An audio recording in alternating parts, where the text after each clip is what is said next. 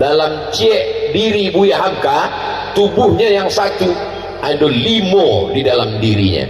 Yang pertama, inyo sebagai seorang ulama menulis tafsir Al-Azhar dalam penjara.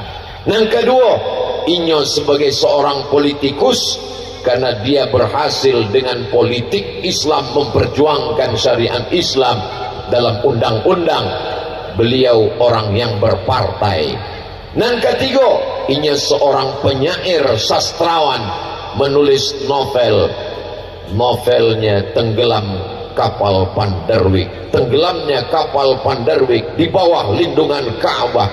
Ambo ketika membaca novel Tenggelamnya Kapal Panderwik, meniti air mata mengenang Ba'a Zainuddin ditinggalkan Dek Hayati. Oh, so sweet. Masya Allah, tabarakallah. Pai kami dari Batam ke Tanjung Pinang, diduikan dek orang tu di speed itu video film Tenggelamnya Kapal Panderwik. Kawan di sebelah ambo menangis di air mata. Ambo sagan menjaga imik, ambo tahan. Tak tahan jo bagian mau ke toilet, menangis betul. Begitulah hebatnya Buya Hamka.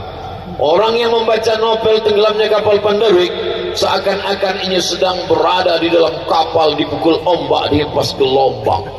Begitu kami tutup novel, kok baru kami sadar rupanya dia tehangkot ya.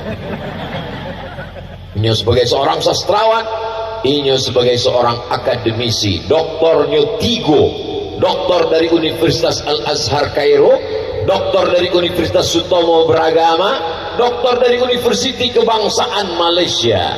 Ini tidak pernah belajar di Al-Azhar, tapi doktor. Ambo di Mesir sampai tahun pulang LC lagi cemas. Buya Hamka luar biasa. Dan yang kelima, ini seorang mujahid fisabilillah.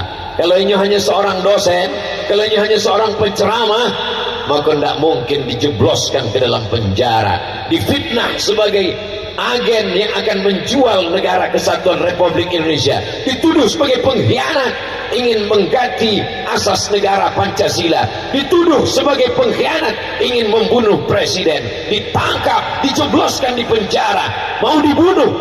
Tapi kemudian keluar, apa yang terjadi? Keluar dari penjara, yang jadi adalah tafsir Al-Azhar dan tak ada dendam dalam hatinya. Saatnya ditanya, sakit ke hati Buya Hamka di penjara? Tidak. Sebab apa?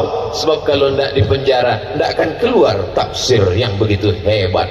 Lembut hatinya, ulama yang luar biasa. Mudah-mudahan di masa akan datang akan lahir Buya Hamka dari Nagari Rambatan Iko, insyaallah. Amin ya rabbal